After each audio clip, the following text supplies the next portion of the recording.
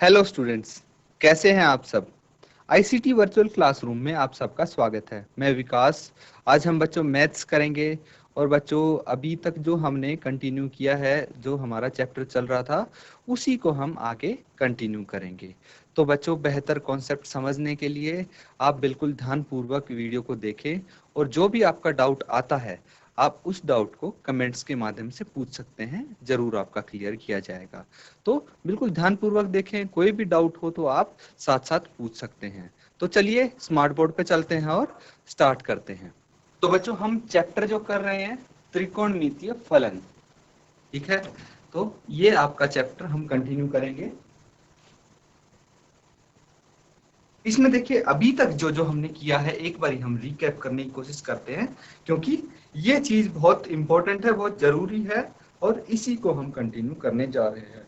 तो यहाँ देखिए, हमने क्या किया था, हमने क्वाड्रेंट्स बनाए थे। ठीक है, क्वाड्रेंट्स बनाए थे, पहला क्वाड्रेंट, दूसरा, तीसरा और चौथा। हमने चतुर्थांश बनाए थे और इसमें हमने देखा था कि कौन से फंक्शन किसमें पॉजिटिव हैं।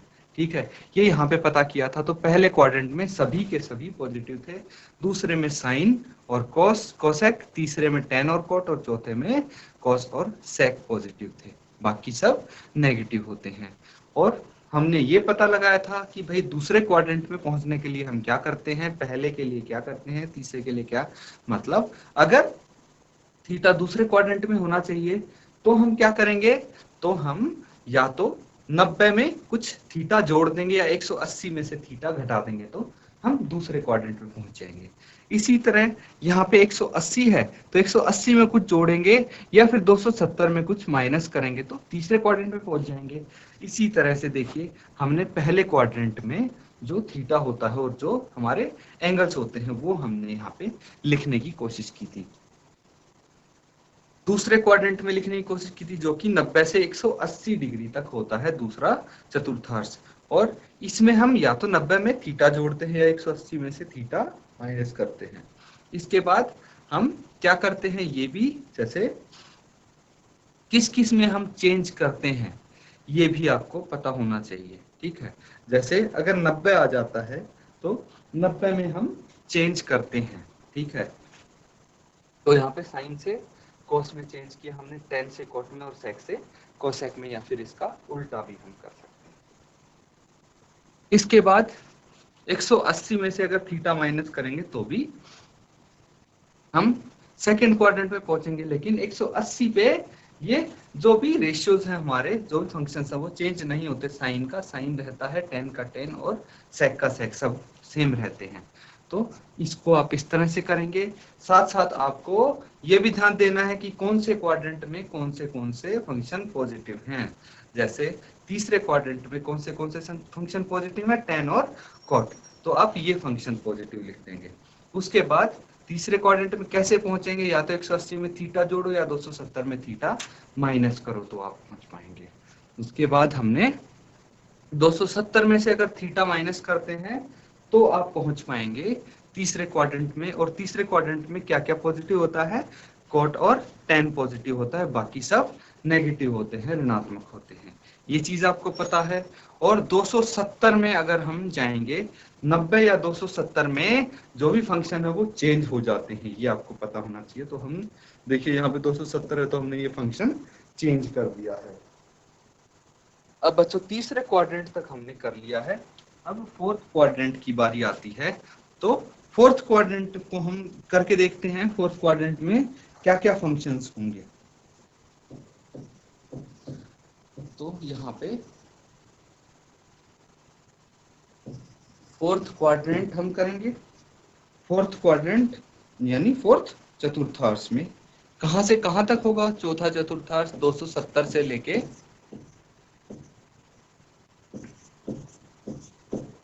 270 से 360 चौथा चतुर्थांश होता है, या फिर फोर्थ क्वाड्रेंट इसको हम बोल सकते हैं। फोर्थ क्वाड्रेंट में हम कैसे पहुंच पाएंगे, तो देखिए 270 में अगर हम थीटा जोड़ दें, 270 में थीटा जोड़ दिया जाए या फिर 360 में से थीटा माइनस कर दिया जाए, घटा दिया जाए, तो हम पहुंच सकते हैं चौथे क्वाड्रेंट में, फोर्थ क्वाड्रेंट में। अब देखिए कि यहाँ पे कौन सा फंक्शन पॉजिटिव होता है, ये भी तो हमें पता होना चाहिए। तो यहाँ पे जो फंक्शन पॉजिटिव होता है, एक तो कॉस और एक टेक, ये दोनों पॉजिटिव होते हैं, मतलब बाकी सब क्या होंगे, नेगेटिव होंगे। अब देखिए यहाँ पे हम क्या लिख सकते हैं, साइन। सबसे पहले किसके लिए लिखेंगे हम लिखेंगे बच्चों 270 प्लस थीटा के लिए। 270 प्लस थीटा के लिए यहाँ पे लिखेंगे क्या क्या है, साइन 270 प्लस थीटा। और क्या लिख सकते हैं हम, कॉस 270 प्लस थीटा। फिर टेन 270 प्लस थीटा।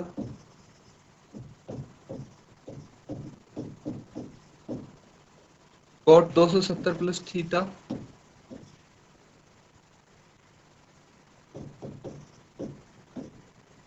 फिर हम लिखते हैं सेक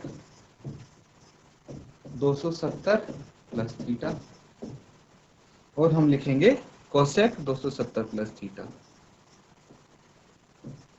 अब एक चीज और आपको ध्यान होनी चाहिए कि भाई जहां पे 270 और 90 होता है वहां पे हम फंक्शंस को चेंज कर देते हैं।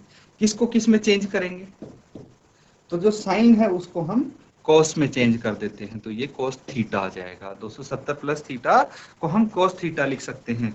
इसी तरह जो टेन है उसको कॉट थीटा लिख देंगे हम, क्या, कॉट थीटा। और जो सेक है उसको कोसेक थीटा।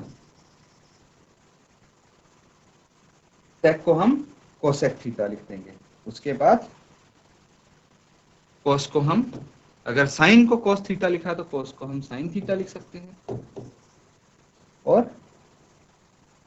कोट को हम टेन थीटा लिख सकते हैं। कोट को टेन थीटा यहाँ पे लिख सकते हैं। और कोसेक को सेक थीटा हम लिख सकते हैं। कोसेक को सेक थीटा हम लिख सकते हैं। हमने इनको चेंज कर दिया रेशियोज को। एक चीज जो आपको यहाँ पे और पता होनी चाहिए वो ये है बच्चों कि कहाँ पे क्या पॉजिटिव होता है और क्या नेगेटिव होता है, ये चीज आपको पता होनी चाहिए। तो यहाँ पे कॉस और सेक हमारा पॉजिटिव है, तो कॉस और सेक पॉजिटिव है, मतलब जो कॉस वाला होगा उसको हम पॉजिटिव कर देंगे, तो ये कॉस है तो ये यहाँ पे पॉजिटिव आ जाएगा। ठीक है, साइन पॉजिटिव हो गया। और जो सेक है तो सेक वाला हम पॉजिटिव लिख देंगे, बाकी सब नेगेटिव हो जाएंगे, तो इनको हम नेगेटिव लिख देंगे। बाकी जितने बचे वो सब नेगेटिव हो जाएंगे। तो देखिए बच्चों, जो कॉस था और सेक था उसको हमने पॉजिटिव लिखा है और बाकी सब नेगेटिव हो जाते हैं। तो ये फोर्थ क्वाड्रेंट का 270 प्लस थीटा हम लिख सकते हैं। इसी के बाद 360 माइनस थीटा भी तो हम कर सकते हैं। 360 माइनस थीटा करेंगे तो भी तो फोर्थ क्वाड्रेंट में आएंगे हम। तो यहाँ पे हम क्या करते हैं, 360 माइनस थीटा जो होता है उसमें भी हम चेंज नहीं करते हैं। साइन 360 माइनस थीटा, इसी तरह हम सारे फंक्शंस लिख देंगे। फिर सेक 360 माइनस थीटा,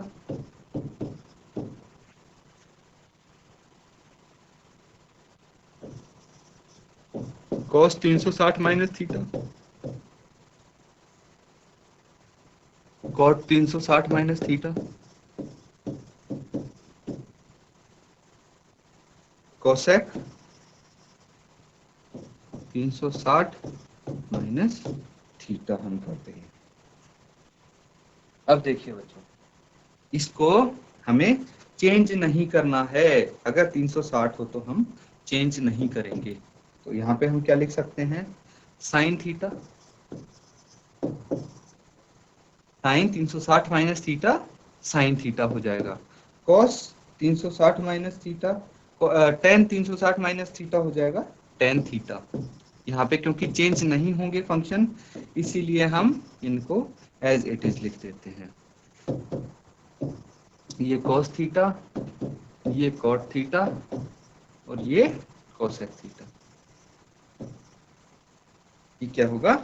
ये cosec थीटा होगा। अब बच्चों, अब हम देखेंगे कि यहाँ पे हमारे पास पॉजिटिव कौन से हैं। तो यहाँ पे जो पॉजिटिव है cos और sec हैं, तो sec को पॉजिटिव कर देते हैं और cos पॉजिटिव हो जाता है, बाकी सब नेगेटिव हो जाएंगे यहाँ पे।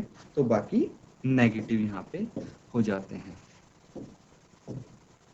ये फोर्थ क्वाड्रेंट में है, तो इस तरह से हम इसको लिख सकते हैं। अब बच्चों, फर्स्ट क्वाड्रेंट का जो हमने किया था वो हमने 90 माइनस थीटा तो कर लिया था। तो एक चीज क्या बचती है फर्स्ट क्वाड्रेंट की? अगर पहले चतुर्थांश की हम बात करें तो फर्स्ट क्वाड्रेंट में 360 प्लस थीटा भी तो कर सकते हैं। 360 प्लस थीटा अगर करेंगे तो भी तो फर्स्ट क्वाड्रेंट में ही पहुंचेंगे। ठीक है, तो यहाँ पे 360 प्लस थीटा हम कर सकते हैं। और फर्स्ट क्वाड्रेंट में सब पॉजिटिव होते हैं, इसलिए साइन की यहाँ पे कोई परेशानी नहीं होने वाली है। तो sine 360 plus theta, tan 360 plus theta, फिर sec 360 plus theta,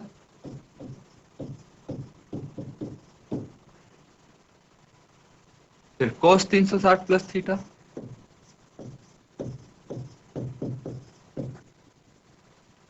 cot 360 plus theta,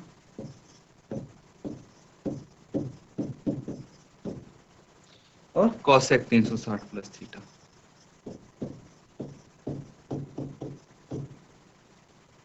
अब यहाँ पे 360 में चेंज नहीं होगा, तो साइन का हम साइन थीटा लिखेंगे, ये टेन का tan theta, sec theta, cos theta, cot theta और कोसेक थीटा। ये जो भी टेबल हमने बनाए हैं ये आप खुद बना सकते हैं, इनको याद करने की जरूरत नहीं है, आप अपने आप देख के बना सकते हैं। बस कुछ चीजें आपको पता होनी चाहिए, जैसे कि पहले, दूसरे, तीसरे, चौथे क्वाड्रेंट में कौन से फंक्शन पॉजिटिव होते हैं। एक चीज ये पता होनी चाहिए कि पहले क्वाड्रेंट में कैसे पहुंचेंगे, दूसरे में कैसे पहुंचेंगे। जैसे पहले में या तो 360 प्लस थीटा या 90 माइनस थीटा, ऐसे हम पहले में पहुंचेंगे, और कौन से फंक्शन यहाँ पे पॉजिटिव या नेगेटिव होते हैं, ये चीज आपको पता होनी चाहिए। और 90 और 270 पे ये फंक्शंस चेंज हो जाएंगे, बाकी पे चेंज नहीं होंगे, एक ये चीज आपको पता होनी चाहिए। तो आप ये सारे सभी क्वाड्रेंट्स के टेबल बना सकते हैं बच्चों। तो इस तरह हमारे पास यहाँ सारे टेबल्स हमने कंप्लीट कर लिए हैं। और साइन देखिए फर्स्ट क्वाड्रेंट में सभी के सभी पॉजिटिव होते हैं, इसलिए मैंने सभी को पॉजिटिव रखा है यहाँ पे। अब बच्चों हम कुछ क्वेश्चंस करेंगे इस एक्सरसाइज पे बेस्ड, जो हमारे पास ये टॉपिक्स हमने किए हैं, इस पे हम कुछ क्वेश्चंस यहाँ पे करेंगे। तो ध्यानपूर्वक देखें, एग्जाम्पल हम करते हैं अभी। यदि आप इसको क्वेश्चन को ध्यानपूर्वक लिखें पहले, यदि cos x किसके बराबर है? -3/5, cos x -3/5 हो, और x तृतीय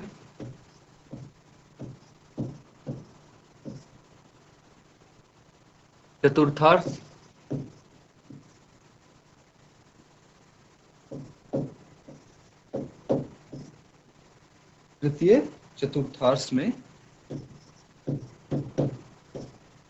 स्थित है।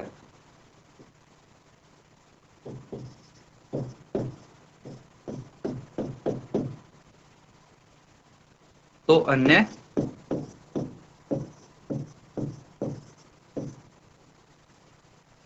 5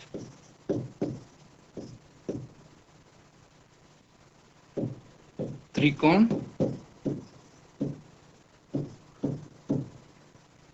मितीय, तो अन्य 5 त्रिकोणमितीय फलनों के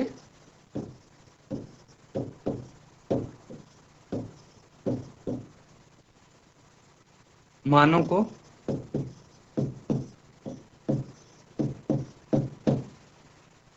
ज्ञात कीजिए।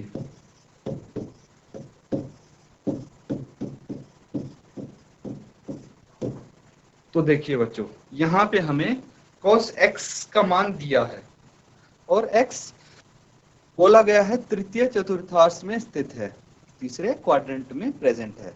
तो बाकी 5 त्रिकोणमितीय फलनों के मानों का ज्ञात करना है आपको। तो बाकी 5 कौन से बच गए? cos x है तो sin x बच गया, cot x बच गया, tan x बच गया, sec x बच गया और cosec x बच गया। ये सब बचे हैं, ये पांचों के पांचों हमें इनके फलनों के मान ज्ञात करने हैं। तो बच्चों इसके देखिए दो तरीके हैं हमारे पास। दो तरीके कौन से हैं? या तो हम इसको पाइथागोरस थ्योरम यूज करके कर लें, या फिर दूसरा तरीका हम कर सकते हैं फॉर्मूला यूज करके। जो हमारे पास सूत्र हैं उनका इस्तेमाल करके हम इसको कर सकते हैं। तो चलिए सबसे पहले हम इसको पाइथागोरस थ्योरम का इस्तेमाल करके यहाँ पे सॉल्व करने की कोशिश करते हैं।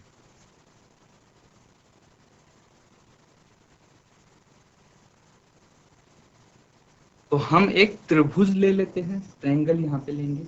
कैसा? समकोण त्रिभुज। इसका हमने नाम दे दिया ABC। ये 90 डिग्री का है, B कोण 90 डिग्री का है, और यहाँ पे हम x मान लेते हैं। तो भाई आपको पता है जो थीटा है x है उसके सामने परपेंडिकुलर हो जाएगा, उसके साथ वाली भुजा बेस हो जाएगी, और ये 90 डिग्री के सामने वाली हाइपोटेन्यूज हो जाएगी। ये सब आपको पता है। अब देखिए यहाँ पे आपको क्या गिवन है। यहाँ पे हमें गिवन है cos x is equal to -3/5। यानी कि हम बोल सकते हैं जो cos x है वो किसके बराबर है? ये आपको फॉर्मूला पता होना चाहिए बच्चों, पंडित जी का मंत्र जो हमने किया था, पंडित बद्री प्रसाद हर हर बोले।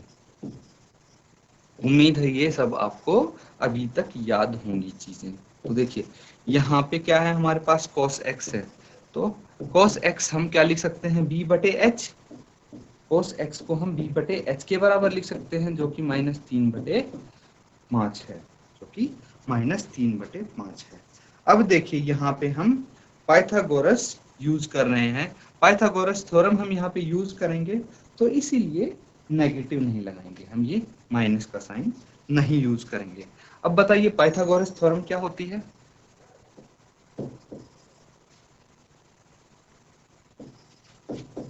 पाइथागोरस प्रमेय। पाइथागोरस प्रमेय हम यहाँ पे लगाएंगे, क्या होता है? कर्ण का स्क्वायर बराबर है लंब का स्क्वायर प्लस आधार का स्क्वायर। यही होती है प्रमेय, पाइथागोरस प्रमेय। अब देखिए कर्ण क्या होता है? हाइपोटेन्यूज हो गया, इसका स्क्वायर। लंब क्या होता है? परपेंडिकुलर, इसको हम बोलते हैं, इसका स्क्वायर। और आधार होता है बेस, इसका स्क्वायर हमारे पास है। अब एक चीज आप यहाँ पे ध्यान देंगे, देखिए कि हमारे पास B और H हैं, बेस और हाइपोटेन्यूज यहाँ पे हैं हमारे पास। cos x जो दिया है उससे हमें पता लग गया कि बेस कितना है। यहाँ पे बेस जो है वो है 3। बेस कितना है? 3 है, 3 है हमारे पास। तो बेस हम लिख सकते हैं 3, बेस बराबर है 3 है। और हाइपोटेन्यूज कितना है? हाइपोटेन्यूज 5 है, जो कर्ण है वो 5 है। अब P हमें निकालना है, ये हमें नहीं पता। अगर ये आ जाएगा तो बात बन सकती है। तो परपेंडिकुलर हम पाइथागोरस थ्योरम का इस्तेमाल करके निकाल देंगे। यहाँ पे हमें क्या करना है? बस वैल्यूज रखनी है। H कितना है? H की वैल्यू हम कितनी रख सकते हैं? 5, क्योंकि हाइपोटेन्यूज 5 है तो 5 का स्क्वायर। P हमें निकालना है, परपेंडिकुलर स्क्वायर हमें नहीं पता, इसलिए हम निकालेंगे। और ये 3 का स्क्वायर हम ले लेंगे। इसके बाद ये कितना हो जाता है? 25 पी स्क्वायर प्लस 3 तिया 9। तो पी स्क्वायर कितना आ जाएगा?